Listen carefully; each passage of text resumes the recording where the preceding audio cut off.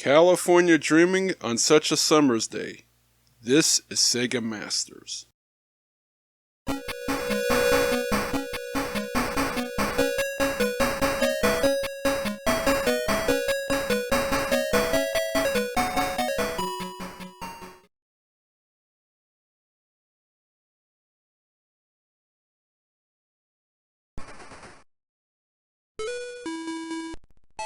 We got an interesting title on tap for today's episode.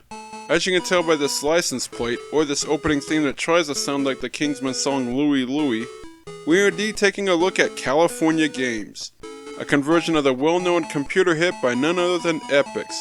Yes, another famous brand name pops up on this series, even though Epyx was about to enter the abyss of bankruptcy in 1989 due to several unfortunate factors. Yet there was a time when Epyx was the darling of the computer gaming world, releasing a string of hits during the heyday of the Commodore 64 in the early to mid-1980s. One of those top sellers was Summer Games, the first in the series of multi-sports titles which may or may not have been inspired by an unfinished Atari 2600 prototype. In essence, it was Konami's track and field made specifically for the computer realm and served as an unofficial tie-in to the 1984 Summer Olympics being held in Los Angeles. After the game proved successful, Epyx released a second volume of Summer Games the following year, with improved visuals and some may say a better selection of events to play through. It could even be paired with the previous title to give players up to 16 total minigames to participate in. The natural next step for Epyx was to give the Winter Olympics some unofficial representation in the form of Winter Games, which was a solid compilation in its own right that some say wasn't quite as fun as its summer counterparts. With no more Olympics to emulate, the game series went in a different direction with the globe-trotting World Games, which took players to different countries around the globe and let them compete in that country's supposed national sport, not unlike ABC's Wild World of Sports, though some have claimed a few of the choices of events are somewhat dubious. Looking for inspiration for the fifth entry in the game series, Epyx took notice of the California culture that was prevalent in everyday 1980s life at the time, especially just outside their San Francisco headquarters. From the laid-back beach lifestyle, to surfer wearing bikinis, to valley slang, it was the zenith of the West Coast mentality that was essentially birthed back in the 1960s. That just happened to coincide with the rise of the so-called extreme sports, as youngsters began to take an interest in half-pipe skateboarding or BMX biking, which was certainly on display near where Epyx was once located. Epyx set out to capitalize on both trends simultaneously, while throwing in a few other pastimes commonly associated with the Golden State, and California Games was the result. First released for the Commodore 64 in the summer of 1987, it offered a six-pack of Pacific Coast-themed events in lieu of traditional Olympic-style sports. The programmers were even considerate enough to include a small dictionary of California terms in the manual for those not knowledgeable of rad speak. Needless to say, the game was a massive hit for Epyx, one of their biggest sellers ever, and was subsequently ported to a number of other computer platforms as well as a few consoles. Sega was able to snag the license to produce support for the Master System, hoping the program was still popular enough to sell a few consoles. However, Nintendo was also able to land a conversion of California Games for their console that was developed by Rare and published by Milton Bradley. It was even released around the same time as its Sega counterpart, one of the very rare times a title was released for both competing consoles simultaneously.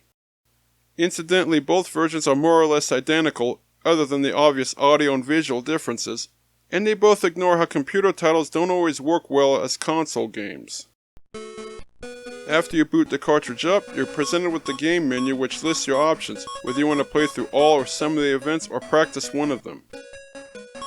Up to 8 players can sign up for this competition and each one gets to enter their name, as long as it's not more than 6 characters. Unlike Epyx's other games titles that let you choose a country to represent, here you're given a selection of sponsors to compete for, all of which were real-life prominent brands in the surfer industry back in 1987. Only a couple of them are still around today, though. This is strictly a matter of preference, as the choice of sponsor has no noticeable effect on the gameplay. The next player then gets to sign in and choose their sponsor, and this continues until all the participants are registered. Once everyone is signed up, the competition can begin. The California Games opened with half-pipe skateboarding, which seems simple at first glance. You're given up to 75 seconds to go back and forth on this half-pipe and need to pull off tricks to earn points by inputting certain combinations of the control pad and buttons. However, you'll quickly discover just how much precision is required to actually succeed in this event, as well as all the other events in California games. You can only input the combinations on specific spots on the ramp, and you also need to learn how long to actually hold the buttons. Otherwise, either nothing happens or you end up falling on your keister. Even a tiny mistake can cause you to fail, leading to some unnecessary frustration. Your run ends after you crash 3 times, or you manage to last the entire time limit. The next player gets to begin his or her session on the half-pipe. None of the events allow 2 players to go head-to-head at the same time like Epyx's other game releases. All the events only allow the competitors to participate one at a time, while others just watch and wait their turns. After everyone has finally completed their turn, the scores are displayed and the top 3 finishers are awarded trophies in a brief ceremony. You also receive points based on your placement, which go toward determining the overall champion at the conclusion of all 6 events. Then you finally move on to the next event, the foot bag, which you'll quickly recognize as hacky sack without the trademarked name. You're out to show off your skills with the bag in the allotted 75 seconds by using your feet and head to juggle it in the air as much as you can, even pulling off some slick moves and stunts during the process. You need to be sure to mix the tricks up as much as possible, since the more variety, the better your score. You also snag some bonus points if you manage to hit the seagull that occasionally flies by. Of course, timing is paramount, as you have to hit the bag at a precise moment, and its location also determines what trick you can actually perform, or if you can even hit it. This can cause the controls to feel a tad sluggish and even unresponsive at times. Third up is surfing, the easiest event to understand. You spend up to 90 seconds riding this wave and have to impress a group of judges watching from the shore by showing off your moves. All you do is use a D-pad to steer your surfer up and down the wave. The buttons don't really do anything. If you're especially daring, you can go for a big score by attempting a jump or spin off the top of the curl. Just be sure to land back on the wave at the correct angle or you'll take a dive. Sometimes when you wipe out, you'll get a little visitor, one of the humorous touches found in this cart. One thing this version of California games does have going for it are the excellent graphics, which far outshine the Nintendo and computer versions. Everything is vibrantly colored and detailed, the large avatars in each event sport some solid animation, and a few of the environments make some good use of parallax scrolling. The waves in the surfing event are especially well done. This event goes on until you wipe out 4 times or somehow go the distance and the wave breaks, after which the judges will grade your performance. Occasionally during the intro screens before each turn, there's a scratchy voice sample that plays at random times. There's no rhyme or reason behind their appearance, they just show up when they want to. Batting fourth is roller skating, by far the most frustrating event. You basically have to skate down this poorly maintained sidewalk littered with obstacles as far as you can, earning points along the way for every object to avoid while throwing in a few spins or jumps. To get your skater to actually move forward, you have to alternately push up and down on the D-pad. You also have to hold one of those directions to move up and down the sidewalk in an attempt to steer around the roadblocks. This setup might have worked with a computer keyboard or a one-button joystick, but it feels like the programmers could have easily remapped the control system to work better with a 2-button gamepad, making things much less infuriating. And if you push the jump button to leap over something, your skater hesitates for a second before she actually leaps. On top of that, just one blade of grass is enough to cause your skater to fall flat on her face, much to her embarrassment. This cart doesn't do very much right audio-wise either, which is becoming almost the norm with Master System releases around this time. Sega tried to improve upon the presentation of the computer versions by adding background music to events that didn't originally contain music, but their efforts didn't quite work out. All the tunes in the game sound rather annoying and come off as pale imitations of their computer counterparts while failing to contribute to the California atmosphere. Add in sound effects that are also hard on the ears, and you'll be reaching for the mute button before too long. Next comes the BMX event, which works in almost the same fashion as the skating event, only this time you're traversing an obstacle-littered course on a mountain bike. You're given 2 minutes to pedal your way to the finish line while pulling off some stunts and wheelies along the way, though if you crash, the game responds with a snarky remark designed to make you feel worse about your wipeout. The bumps, ramps, and whoop-de-doos give you plenty of opportunities to attempt some gnarly flips and jumps should you possess the courage.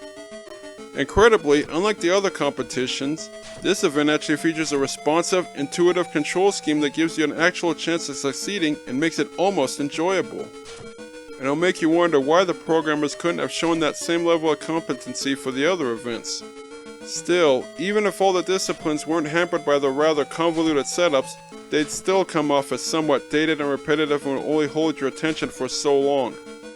The taking turns approach only adds to the tedium as you just sit there waiting for your chance, which can cause these minigames to run much longer than they should. Having head-to-head competition with two players going at the same time would have made this kart much more fun and exciting. By the way, the BMX event terminates if you suffer 3 falls or land on your head during a botched flip attempt. The solo gamer will especially be bored since you're the lone entrant in each event. The lack of any AI-controlled athletes to compete against renders your performance in each event more or less irrelevant. You'll take the first place trophy no matter how well or poorly you do. All you have to really play for are high scores, which is also moot since the cartridge lacks any way to actually preserve your achievements, like on a disc. The competition wraps up with the most boring event of the group, the flying disc. Basically, you throw a frisbee using these golf game style meters to determine the speed and angle of your toss. The control then flips over to your partner, whom you try to move into position to catch the disc, and you can jump or dive once for it if need be. That's all this event is, a game of catch requiring a lot of luck to win at, which isn't exactly an exciting way to conclude the games. Following this event, the overall winner is crowned based on the finishes in all 6 sports, and that's it.